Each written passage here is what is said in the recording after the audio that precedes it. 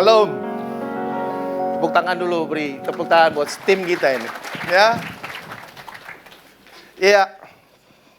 Saya udah lama dijadwalkan di minggu pertama dari bulan. Biasanya Koko Hendra. Sebagai pemimpin di sini untuk generasi. Kita bulan ini kita bicara loving God, saudara. Tadi kalau kita dengar dari Pak Arifin sampaikan, kita tidak bisa mengasihi Tuhan, mencintai Tuhan, kalau Tuhan nggak lebih dulu mengasihi, mencintai kita. Amin. Bagaimana kita mau keluarkan kalau cinta Tuhan itu nggak ada di hati kita? Nah, ini sesuatu yang penting, saudara, yang saudara dan saya harus terus menghidupinya. Mengasihi Tuhan. Apa sih mengasihi Tuhan? Yang gampang aja, saudara. Yaitu segala-galanya dia is number one di dalam hidup kita. Tapi yang kadang-kadang menjadi masalah, terjadi adanya berhala di hati kita. Yaitu apa? Bukan Tuhan yang lebih di hati kita, tapi pekerjaan kita, keuangan kita mungkin, kekayaan kita, hobi kita, keluarga kita, bahkan pelayanan kita. Tapi sore hari ini kok saudara kayak tegang sekali ngeliat saya nih. Ini bukan tegang, saudara ini haus dan lapar akan Tuhan. Tepuk tangan buat dia. Amin. Ya. Nah, kadang-kadang orang berpikir berhala itu kita melihat secara fisik. Iya kan? Kita lihat patung, kita lihat yang orang menyembah pohon begitu kurang lebih. Tapi berhala yang Tuhan taruh di hati kita adalah lebih dari segala sesuatu di hati kita, lebih daripada Tuhan, itu menjadi berhala. Hati-hati, saudara. Amin. Check and recheck hati kita. Jadi bukan satu kebetulan, tema bulan ini loving God, tapi sungguh-sungguh dia menjadi yang terutama dan yang utama dalam hidup kita. Yesus Tuhan. Loving God. Mengasihi Tuhan. Saya beberapa kali dan sampai hari ini, saudara, ketika ada di dalam satu tekanan, permasalahan yang saya hadapi, baik dalam pekerjaan, di dalam pelayanan, di dalam kehidupan sehari-hari, saudara. Karena udah nggak ada yang bisa saya ngomong sama Tuhan dalam doa. Saya cuma bilang gini, I love you Lord. Aku mengasihimu Tuhan. Aku mencintaimu Tuhan. Lebih dari segalanya Tuhan. Aliran kasih itu, kuasa itu, kekuatan itu turun. Tapi mengasihi Tuhan pada prakteknya itu harus mengasihi sesama kita. Amin. Ini yang jarang dikhotbahin. Banyak kita belajar bagaimana ke atas. Jarang ngomong antar kita. Jelas firman Tuhan katakan apa? Kasihlah Tuhan dengan segenap hatimu, dengan segenap jiwamu. Dan kasihlah sesamamu manusia seperti dirimu sendiri. Coba saudara perhatikan itu, saudara dalamin itu. Kasihin orang, kasih musuh-musuh seperti dirimu sendiri. Gak bisa Pak, gak gampang, gak sanggup. Tuh. Wong saya aja pelayan Tuhan bisa mengampuni baru 2 tahun sama orang. Dulu. Ketemu shalom. Haleluya. Gitu loh. Tapi di hati mengkel. Lu pernah makan gua. Ya kan? Tapi belajar. Minta kekuatan Roh Kudus. Untuk sungguh-sungguh mengampuni. Sungguh-sungguh mengasihi. Bukan cuma di bibir. Tapi sungguh dari hati ini. Amin. Ya kayak saudara nggak suka. Oke, kita langsung masuk saudara. Kita lihat ayat yang kita pakai dalam Ulangan. Kenapa ini harus diulang-ulang? Ulangan harus diulang-ulang. Generation to generation. Orang tua kita ngomong dengan kita. Diulang-ulang, kau harus ibadah, kau harus cinta Tuhan, kau hidup dalam, diulang-ulang. Karena adalah kitab ulangan. Jadi saudara nggak bosan-bosan untuk diulang-ulang karena generasi to generasi. Nah, kita lihat di sini. Kita baca bersama ya. Ulangan 10 ayat 12 sampai 14. Karena tadi pagi saya udah khotbah, saya udah baca. Mungkin Bapak Ibu belum baca. Kita baca bareng. Kita hitung sampai 100. 98, 99, 100. Ayo, maka sekarang, hai orang Israel, apakah yang dimintakan daripadamu oleh Tuhan Allahmu, selain dari takut akan Tuhan Allahmu, hidup menurut segala jalan yang ditunjukkannya, mengasihi Dia, beribadah kepada Tuhan Allahmu dengan segenap hatimu dan dengan segenap jiwamu, berpegang pada perintah dan ketetapan Tuhan yang kusampaikan kepadamu hari ini, supaya 14, sesungguhnya yang empunya langit, bahkan langit yang mengatasi segala langit, dan bumi dengan segala isinya. Mengasihi Tuhan, dikatakan di situ, ya. Dengan apa? Dengan segenap hati. Dan juga dikatakan dengan takut. Nah, kita bedah. Kita belajar, sama-sama belajar. Dalam ayat ini ada 5 yang saya mau bagikan. Di sini dikatakan 5 hal yang dimana Tuhan minta supaya umatnya lakukan. Yang pertama di sini takut akan Tuhan. Nggak ada yang ngomong amin ya. Permulaan hikmat takut akan Tuhan. Saya sebagai hamba Tuhan selalu saya berdoa tiap hari.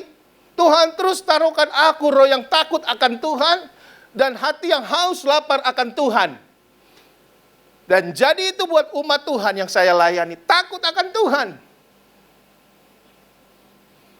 Ya, Amsal 8 ayat 13. Takut akan Tuhan ialah membenci kejahatan.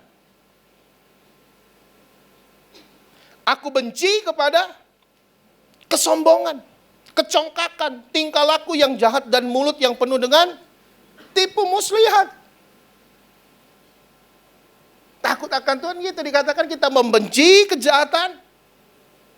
Kita nggak menjadi orang yang sombong. Kita nggak menjadi orang yang congkak. Apalagi di situ. Tidak punya tingkah laku yang jahat dan mulut yang penuh dengan tipu muslihat. Dengan mulut kita nyembah Tuhan. Tapi terkadang dengan mulut kita juga kutuk orang. Enggak jemaat yang di sini. Saya pastikan. Kalau terjadi, minta ampun sama Tuhan. Ya kan? Dari mulut kita nyembah. Hari ini kita nyembah. Tapi waktu kita emosi, kita marah. Mulut ini ngutuk. Ngomong hal-hal yang negatif. Hati-hati saudara. Ini kecil tapi berpengaruh. Kapal yang besar, urusannya cuma sama setir yang kecil. Untuk mengikuti jalannya. Begitu juga lidah ini. Bisa membakar hutan yang besar. Bisa membuat onar satu gereja. Ngalamin ya Pak.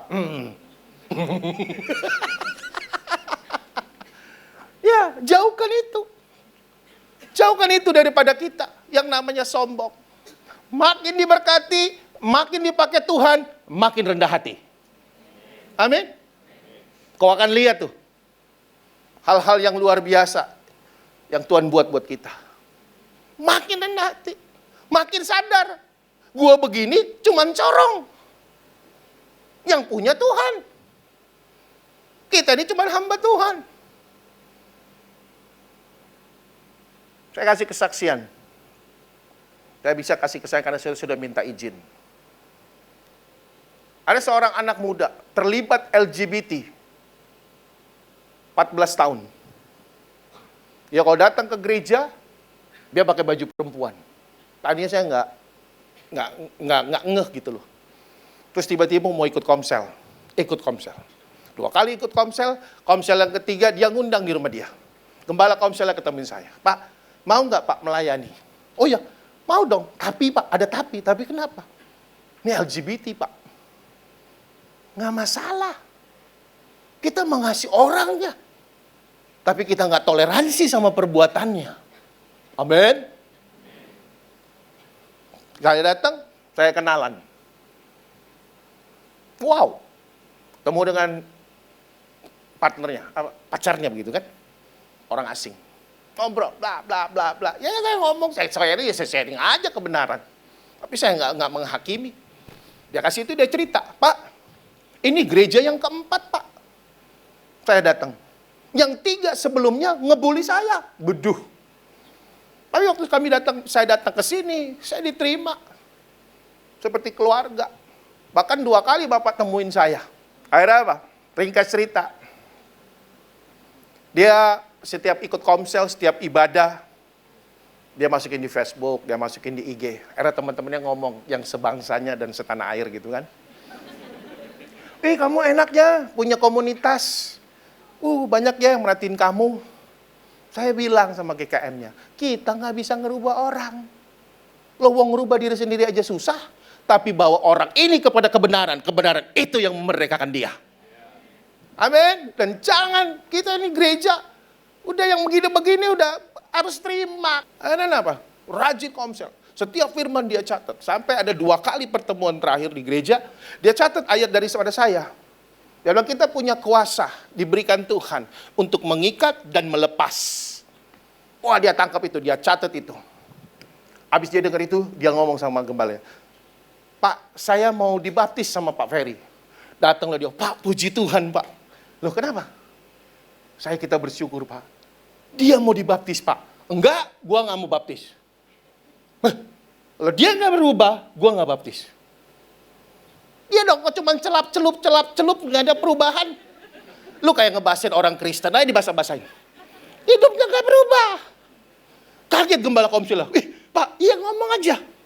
Dia ngomong, Pak Ferry mau baptis kalau kamu berubah jadi laki-laki sejati. Lu ya dong. Dia bergumul, saudara, 3 minggu. Terus dia bilang, doakan saya. Mulai minggu depan, minggu keempat, saya akan datang pakai pakaian laki-laki. Wah, keren, saudara. Tar lu, jangan tepuk tangan. Dia datang semuanya pangling, saudara. Ganteng banget, lebih ganteng dari saya. Kayak Lorenzo Lamas. Rambutnya gondrong. 2 kali dia datang. Saya bilang, oke, kapan kamu ada waktu ketemu sama saya? Akhirnya ringkas cerita, saya konseling. Saya layani pelepasan, saudara. Nangis semua. Akhirnya sudah, kita baptis. Saya kasih nama Samuel. Dan pacarnya itu ngomong gini, saya juga nanti akan dibaptis, Pak. Dan asal Bapak tahu, kami ini seperti anak aja sama Bapak. Kami tidak pernah melakukan apa-apa, hanya sebatas itu. Good! Dan saya bangga, Pak. Dia udah jadi laki sejati. Tepuk tangan buat Tuhan. Gak ada yang gak bisa dipulihkan Tuhan. Amin. Cuman mau untuk merendahkan hati. Dan hari ini dia jadi pria sejati. Dia masuk ke grup saya yang namanya Rockman Bukit Pujian. Nanti saya bawa ke sini, oke? Udah dulu. Nah, dikatakan lagi Amsal 14 ayat 26 sampai 27, dalam takut akan Tuhan ada ketentraman yang besar. Amin. Dalam takut akan Tuhan ada ketentraman yang besar. Check and recheck. Kok kadang-kadang keluarga gue nggak tentram? Kok kadang-kadang hidup gue, hati gue nggak tentram? Mungkin. Ya halus-halus aja ngomongnya gitu kan, mungkin. Ya, ada yang kita tidak takutin. Sembarangan kehidupan kita. Karena yang bikin ribet hidup kita itu bukan Tuhan. Kita yang bikin ribet kadang-kadang. Udah dikasih jalannya gitu kan. Janjinya, kuasanya. Kita bikin ribet. Karena apa ribet? Karena daging kita. Karena kita nggak bisa kuasai daging kita. Terus kita salin iblis. Iblis bilang, lah, gua kagak ngapa-ngapain. Lu yang korupsi, lu yang selingkuh, lu yang marah-marah, gua diomelin. Kata iblis, gua aja belum apa-ngapain. Maka itu, akhirnya Tuhan bilang akhirnya, Hai engkau pembuat kejahatan, aku tidak mengenal. Karena perbuatan daging. Itu yang kita harus kontrol. Itu yang harus kita matikan. Perbuatan roh harus lebih besar dalam hidup kita. Hidup kita dipimpin oleh roh. Enak. Ya. Jadi dikatakan apa? Bahkan ada perlindungan bagi anak-anaknya. Ada ketentraman di rumah, ada perlindungan untuk anak-anak kita. Artinya kita orang tua yang gak egois. Kita orang tua takut akan Tuhan, terus hidup di dalam kebenaran. Karena ada perlindungan anak-anak kita. Kita sebagai orang tua, takut akan Tuhan. Ketentraman, sehingga dikatakan orang terhindar dari jerat maut. Kok nggak panjang-panjang jelasin deh. Jelas banget ini. Betul atau benar? Yang kedua, saudara. Hidup menurut segala jalan yang ditunjukkannya. Matius 7 ayat 13-14. Masuklah melalui pintu yang sesak itu. Karena lebarlah pintu dan luaslah jalan yang menuju kepada kebinasaan. Dan banyak orang yang masuk melaluinya. Ayat 14. Karena sesaklah pintu dan sempitlah jalan yang menuju kepada kehidupan. Dan sedikit orang yang mendapatinya. Ayat ini ngajarin kita begini loh. Kehidupan kita sebagai orang Kristen, sebagai orang percaya, melihat berkat besar, melihat kuasa yang besar, harus lewat setiap proses yang ada. Nggak ada yang shortcut. Lewat ujian, lewat setiap proses yang ada. Tapi waktu kita, bahkan Tuhan kadang-kadang izinkan kita masuk di dalam padang gurun untuk merendahkan hati kita. Diuji, diproses untuk melihat sesuatu yang besar yang Tuhan mau berikan atas kita. Maka itu jalannya sempit, yang lebar kebanyakan shortcut. Saya baca satu pengajaran itu di gembala yang ada di Israel. Itu dia kalau bawa domba-dombanya menuju ke atas bukit, itu dia selalu tidak ada yang jalan lurus, saudara. Dia bawa domba-dombanya itu di padang rumput, itu muter. Dia bawa, muter. Dia bawa, muter. Sampai kepada puncaknya. Tapi dengar, waktu dia bawa muter itu, ketersediaan atas rumput itu ada. Artinya, setiap kita ada dalam proses, dalam ujian, segala yang kita betulkan lewat proses itu, Tuhan tetap akan memenuhi kita. Amin. Gak ada yang shortcut. Semua lewat proses, semua lewat ujian. Supaya apa? Pas giliran datang waktunya, kita tetap ada dalam kerendahan hati. Kita tetap mengakui Dia segala-galanya dalam hidupku. Dan semua milik Tuhan. Ya. Nah, yang ketiga, mengasihi Tuhan di situ lagi. Di situ ayatnya dikatakan, sebab inilah kasih kepada Allah, yaitu waktu kita menuruti perintah-perintahnya, perintah-perintahnya itu tidak berat. Jadikan kita mencintai, mengasihi Tuhan itu lifestyle. Sama-sama bilang, lifestyle. Cinta mengasihi Tuhan. Gak ada sampai hari ini saya lihat orang yang mencintai Tuhan, hidupnya susah. Gak ada. Saya lihat semuanya bahagia, sukacita. Tapi kita nggak mengukur. Orang yang takut akan Tuhan mengukur lewat berkat jasmani, enggak, saudara. Bukan itu tingkatan suksesnya. Tapi takut akan Tuhan, mencintai Tuhan. Jadi dikatakan nggak berat, saudara, bahwa kita menuruti perintah-perintah Tuhan. Baca firman gitu, baca firman. Renungkan firman. Minta hikmat sama Tuhan. Minta tolong sama Tuhan. Minta tolong sama Roh Kudus. Jujur. Ini kekuranganku, ini kelemahan. Beri aku kekuatan Tuhan dalam hal ini. Tolong. Minta Roh Kudus. Saya pernah bilang beberapa minggu yang lalu. Perjanjian lama, Tuhan memimpin umatnya dari luar. Hai Musa, bawa umatku keluar. Ai Gideon berperang. Dari luar dipimpin. Tapi kerennya perjanjian baru, saudara. Tuhan mimpin umatnya, saudara dan saya, dari dalam. Lewat apa? Lewat Roh Kudus yang hidup dalam kita. Dia berbicara sama hati nurani kita waktu kita keliru salah jalan. Keren, saudara. Mantap. Dia pimpin kita dari dalam. Kalau dulu perjanjian lama itu cuman hakim-hakim, nabi-nabi yang Tuhan pimpin. Tapi perjanjian baru, semua kita dipimpin Tuhan dari dalam. Karena apa? Karena Roh Kudus. Karena Kristus sudah bangkit dan dia ada di sorga. Jadi turuti, peka, harus peka. Saya ngomong kepekaan minggu yang lalu, ada satu jemaat yang sudah cuci darah berkali-kali. Saya mau ketemu sama orang ini, susah sekali jemaat ini. Satu waktu dia ke gereja, minggu yang lalu. Terus dia langsung bilang, Pak, shalom. Shalom, Bu. Gimana kabar? Padahal saya baru tahu minggu lalu baru cuci darah. Saya bilang, Bu, saya mau doa sama Ibu.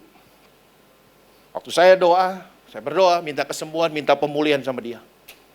2 hari kemudian, dia WA gembala komselnya. Saya berdoa waktu hari Minggu. Tuhan, saya mau berjumpa Engkau di dalam ibadah. Tunjukkan Tuhan, Kau hadir. Face to face. Gak terjadi apa-apa air ibadah. Tapi ketika saya panggil dia, saya tarik dia, saya doa, saya bilang, Pak, saya doa tadi pagi, Tuhan jawab. Lewat Bapak berdoa, saya ketemu Tuhan. Maka itu setiap ibadah, kita haus lapar akan Tuhan. Ada perjumpaan pribadi sama dia. Amin. Setidak-tidaknya lu yang tadi datang kusam-kusam, lu keluar sukacita. Tepuk tangan buat Tuhan. Ya. Yang keempat, beribadah kepada Tuhan Allahmu dengan segenap hatimu dan dengan segenap jiwamu.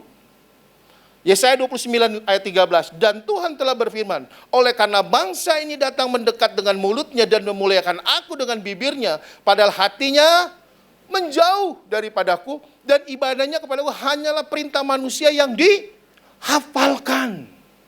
Ibadah datang, nyanyi, nyembah, tapi hatinya jauh daripada Tuhan.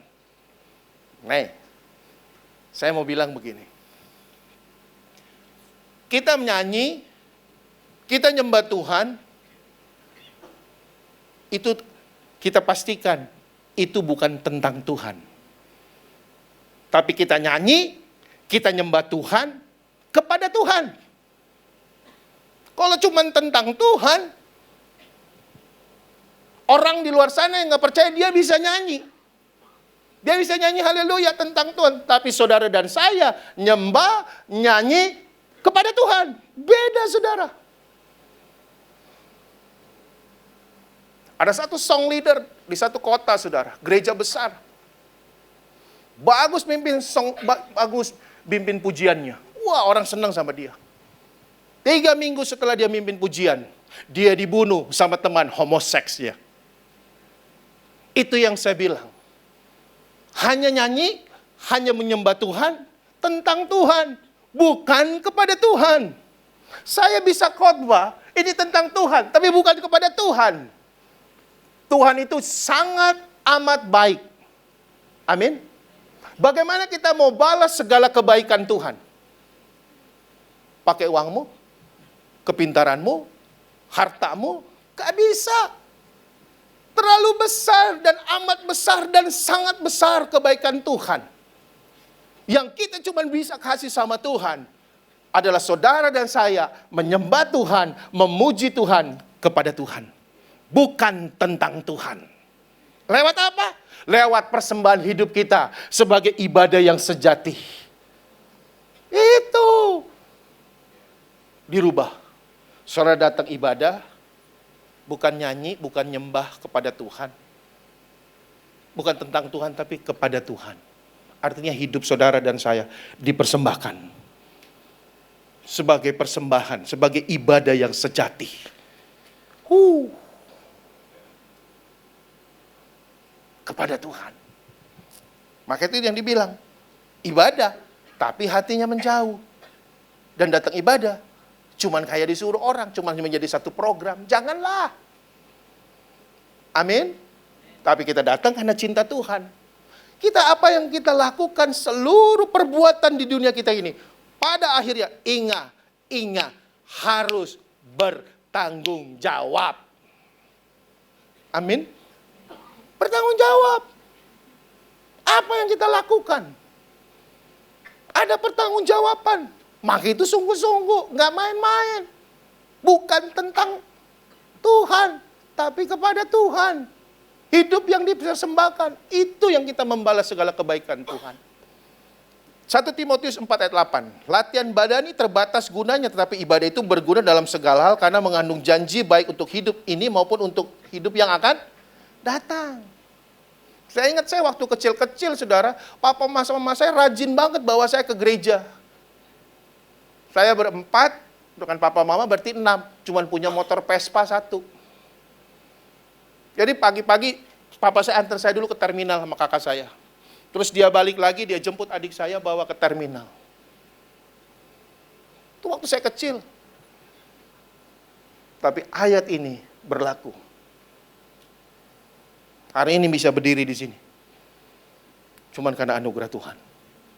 Perbuatan orang tua, bawa kita ibadah. Bawa. Saya nggak ngerti ngapain sih susah-susah. Tapi waktu kita mengerti, kita rajin, kita benar-benar datang ibadah itu kepada Tuhan. Kita ngurus anak-anak kita. Kita terjunin ke pelayanan, nggak usah susah-susah. Suruh mereka ibadah, nggak usah susah-susah. Anak saya 2.